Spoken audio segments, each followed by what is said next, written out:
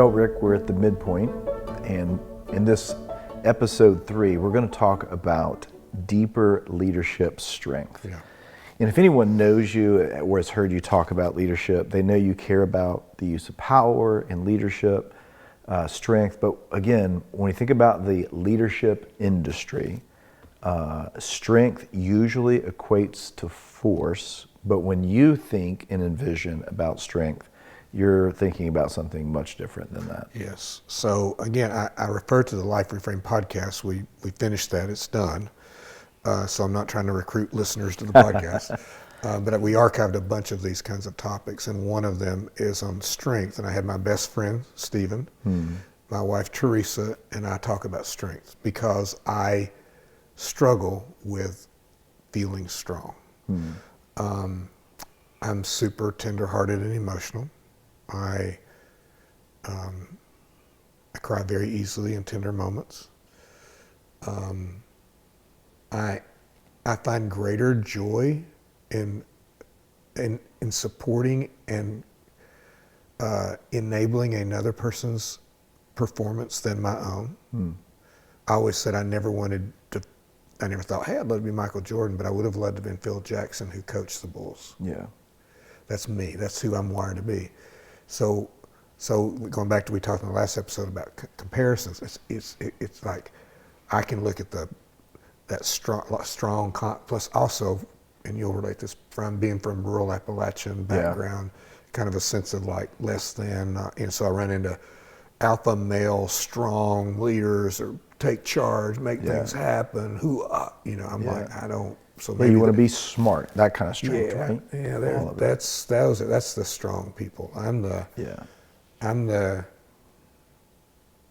so we had this conversation about what real strength is, and so I had my wife, who is a very dynamic, direct person, and my best friend, who's also a very strong presence. And I talked about how I can feel weak, and then we talked about what strength really is. And so strength for me comes out of being rooted and grounded in who Jesus is and who he made me to be, and living that out. That's strength. It looks all kinds of ways, right? It can be all kinds of things. But the models that we tend to gravitate towards culturally are alpha male, powering type of things where, and of course that's damaged us so deeply. It's just created so much damage. It's left out so much of the story, the humility and the vulnerability, and it's a false pseudo strength. Now, if you're a strong alpha male personality, that's fine. There's nothing wrong with that, but that's not strength. As a matter of fact, if you're a strong alpha male, and of course this applies to women too, but I'm talking about the model we deal with. If you're a really strong, take charge, take over the room person, your strength is shown by your humility. Yeah, your willingness to submit instead of assert. Yes, so it's all these kinds of things. So that's when we're talking about strength, and leadership requires an extraordinary amount of strength to lead well. I say that if the way forward is really clear, and the rewards are really fast, and the obstacles are few, and everybody wants to go there, you don't need a leader. When you need a leader is when you can't figure out where you're supposed to go. It's going to be a long time before you have any actual rewards.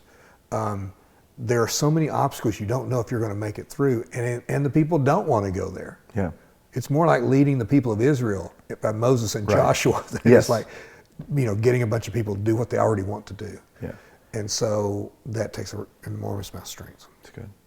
Well, thinking about some specific ways you've learned and want to pass on about how you would grow deeper in your strength. Lesson number 12 is, you would have loved the church more deeply and led the church more freely. Yeah.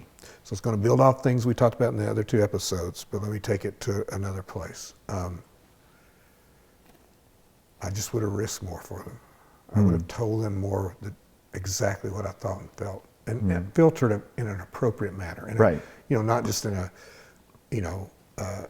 loose cannon of here's my big ideas, because some of them are wrong and others of them are right, but they're like me, I'd be initially offensive if they're not carried well. I wouldn't have calculated so much, Brad. wonder what people will think. I wonder how this is going. If we do this, how's this going? And all this time when I do that, and it's almost like I put myself in the place of God that I actually am going to get this outcome if I just say it right, do it right. Yeah. And I have a real sense of like over responsibility. I've got to get it right, because if I don't get it right, people leave. If I don't get it right, I'm a failure. If I don't get it right, Misunderstood. yeah, all those those things. And because those things happen, it gets reinforced, Yeah. right? And so you get those. And There's data that says if you talk about this, Yeah. this is going to be the result. yeah, if you start to walk towards a dog laying on the ground and it flinches, that means somebody's kicked it. Yeah. And leaders, we've gotten kicked a lot. And so I would have worked on that more and been more free of that, and been, I love you. You know, I talked about one of the guy just said, love these people. I think I did that well. I would have done that more. Someone said in the last year, your teaching has changed. And I think it changed the day I said, I'm done being the lead pastor. We need to transition. I stopped calculating so much, Brad. Wow. I just, one time I was speaking at a youth camp. My son Ben was in 5th grade. And I spoke, and afterwards he said, why don't you talk like that at church? And that was like a wake-up call. It's like, because here it's just a bunch of people and I'm just offering myself to them. I'm not thinking about the consequences of it. I would have thought less about, not irresponsibly, not irrationally, but I would have less calculated outcomes and more like, this is what God's put in my heart, here's who I am. Yeah. That's so good. Lesson 13 of leading with a deeper sense of strength. You would have led with greater clarity. Yeah. Big old mountain for me to climb. So again, I'm a 9 on the Enneagram. I hear and see every perspective. I hedge my bets in conflict. I feel responsible for how you're going to respond. Yeah, all the things we've been talking about, right? And so then it's easy for my communication to come out more generic and cloudy because I'm just trying to keep everything like this, right? Yeah. And also for me to get extreme clarity, like the kind of clarity that's needed to communicate and lead large groups of people or any group of people, I have to get away. I have to take the time. I have to pray. I have to listen to the Spirit. I have to listen to my own voices. You need more time to process just how God's wired you to kind of work through the different layers and get to the thing. But because I was anxiously taking care of people, I wouldn't take the time to do that. Yeah. And so, and I'm in school, I didn't like math and science because there was a right answer. I love literature and history where there's so much interpretation involved because that's who I am. That's how I think. I'm a wisdom person. I'm not a facts person at all.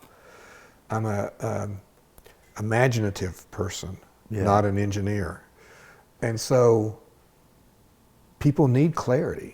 You need to speak clearly. You need to speak directly. They need to understand what you're asking of them. You need to understand what responses look like, right? And I just didn't take the time to do that sometimes. And I lost energy and I lost opportunity and I lost, I think people's, you've heard me say life expands to the size of your why. Well, your people expand to the size of your leader's why, but that why's got to be communicated. When I didn't communicate that well, I left things on the table as a leader. And so I'd go back and say, this is how I'm wired. This is what clarity looks like for me. Here's the people who are going to help me with that clarity. Plus, sometimes I'd surround myself with anxious people and try to have them help me get clarity. And they would be so anxious about what my clarity can make. I'm a disruptive person. I don't think in the box. I don't see and I'm always going to go after what's the thing under the thing. And the thing under the thing's the scary thing. That's the reality thing, right? And I would let people talk me out of it sometimes because it made them nervous. Yeah. And looking back, that would work so much more on clarity. My last time I'll speak to the church as lead pastor is this Sunday. I've done my last sermon. This is my last time to speak for about 20 minutes. And I've been working on this forever. And it's fascinating how I've come down to I'm just going to read 2 scriptures and tell 3 stories. Because that's the most clarity I can come up with. And I don't mean that, it's going to be clear. But the clarity comes out of my narrative self. Yeah. But that means I've had to take a lot of time to make sure that narrative self actually says exactly what I'm trying to say. Yeah. So I had to learn that about myself along the way. Super good. Sometimes in well-intended efforts to be nuanced, we end up being ambiguous. Oh yeah. That's me, 100%. And I'm a storyteller. Yeah. And I'm like, surely you understand what that story's about, right? Somebody told me one time, you got to tell your stories more slowly. You got to build them up because they're great stories, but you're rushing through them to get to your point. That's funny. I remember one time giving you and Stacy Tafau a hard time. Stacy's been on your staff. Yeah. You guys, Lauren Morgan was trying to work you guys through a conversation, and you and Stacy are like existential visionaries, and Lauren just kept pulling the balloons back down for the common Lauren's folk. like, welcome to my world. So good. Well, lesson number 14, and we've talked about this a half a dozen times, but you would even go deeper in humility. Oh, absolutely. So by personality, by Southern, by dysfunction, by motivation, by character, all the things, I'm drawn to the posture of humility. I believe it is of God's design, and my dysfunction causes me to enter into false humility. Yeah. And false humility is like, man, if I tell this story about my humility, people will really be impressed with my humility, and they'll, like, you see what I'm saying? Yeah. Like, that's not it. Yeah. If I defer in this, I show my humility. Well, what if humility there is not deferring? What if humility there is actually choosing not to defer because you know what is true and right and good? And deferring looks humble. It's actually fear. Yeah.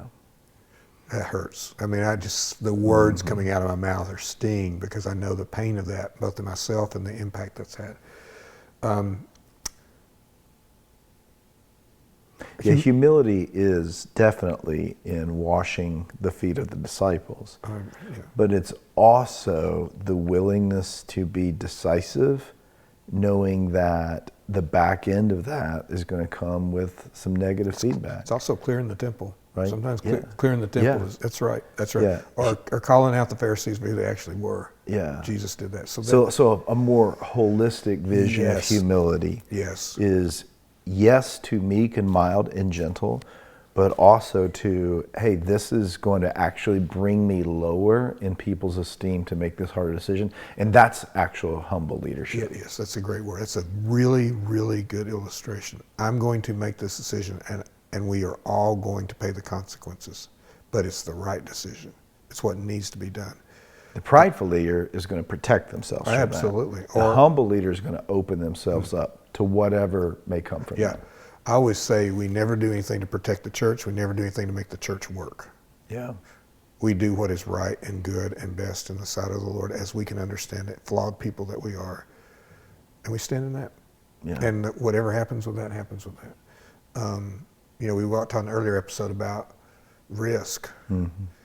A right assessment of risk will allow you to a lot more humility because you're not trying to get something to happen. That's good.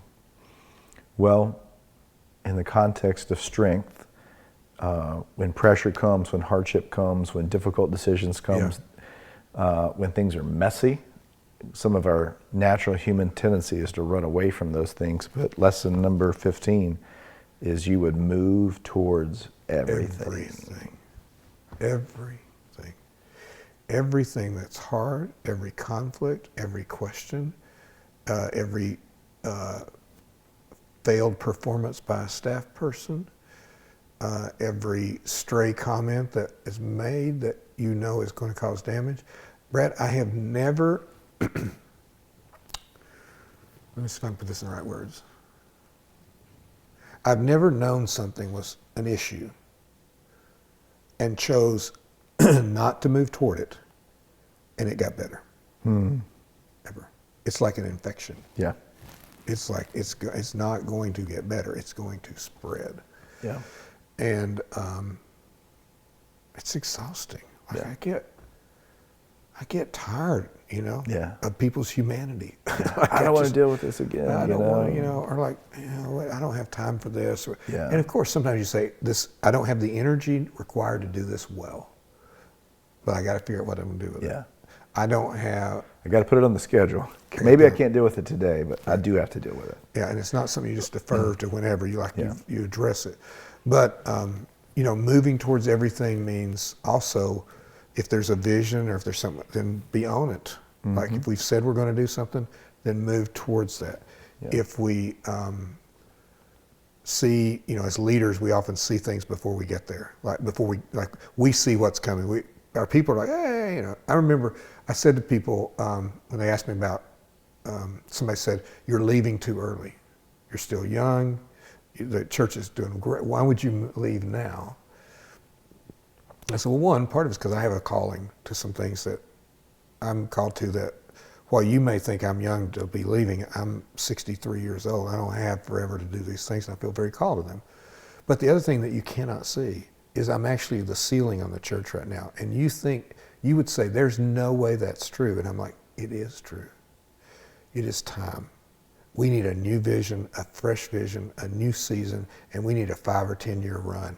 I don't have 5 or 10 years.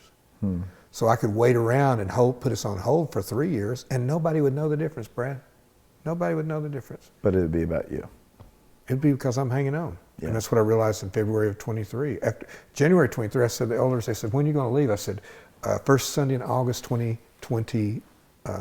It's my 25th anniversary of being installed as the lead pastor. It's a perfect day. 25 years, it's perfect. Let's do that. A month later, I'm like, no, I'm done. And the first one was, what do I need to do to finish well, to get everything, all my ducks in a row? And it was anxiety. It was an anxiety choice. The second one was, it's time to move. It's time to move towards my future and to move this church towards its future. So always move towards R.D. McClinigan, who is my successor. I said, that was one of the things I said on my list to him, move toward everything. Yeah. And when you don't, you will pay the consequences. The infection will spread. You'll have to deal with it later. Or when you don't, you'll be a dreamer and not a visionary. Dreamers have great ideas and communication. Visionaries do the hard, resilient work of actually getting there. Yeah, and that's what it is. It's, hey, we're going to acknowledge this. We're going to move to this. Right. Name reality. Jesus spoke as one having authority. Yeah. He gave the words that were accurate to the reality. Now, if you're going to move towards everything, you're going to have to make sure, we're talking about strength, you be strong in the grace in Christ Jesus. You got to do your own inner strength thing. If you look at Paul's prayers in Ephesians, Philippians, they're often about strengthening in your inner being. Yeah. He realizes that strength comes from, within us. We've been talking about, it's that rooted and grounded in love. It's our identity. It's meeting God with grace in our places where we feel weak and where we feel vulnerable. It's the humility and vulnerability to have our strength be formed from within and then expressed, rather than trying to find it somewhere out here. Yeah. And so if we're moving towards something to meet our needs, we're not actually moving towards that, we're moving towards ourselves. Yeah.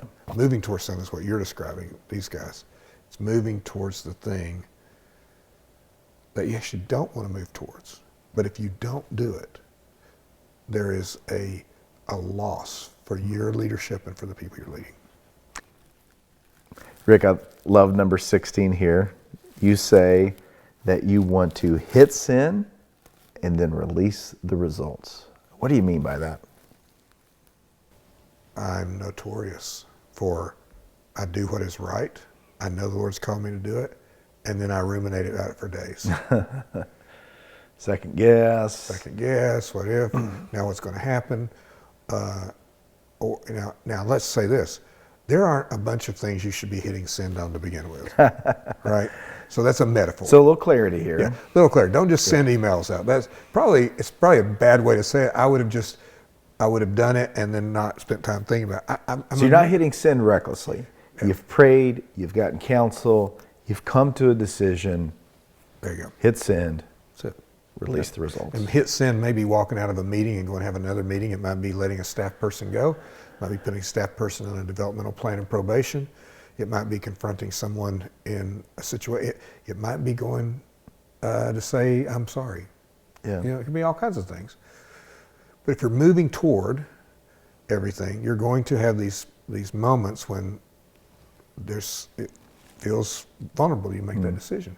And what I do have done, I think I've gotten much better, is I just ruminate. I call it prayer, but it's rumination. Yeah. You know, it's like, what about this? What this? What? And here's how you know you're in the bad zone there. You're calculating all the time. Well, if they say this, I'm going to say this. Well, when they say this, well, maybe if I say this, or maybe if I do this, or then afterwards, gosh, I don't know what they're going to do. I feel, and because of my anxious attachment, I'm like, it's not just whether or not my decision was good. I feel like I'm risking relationship, which is my scary thing, right? Yeah. And so all of this kind of culminates around the things we've been talking about, risk and attachment, and all the strength and grace and reality. It all culminates around,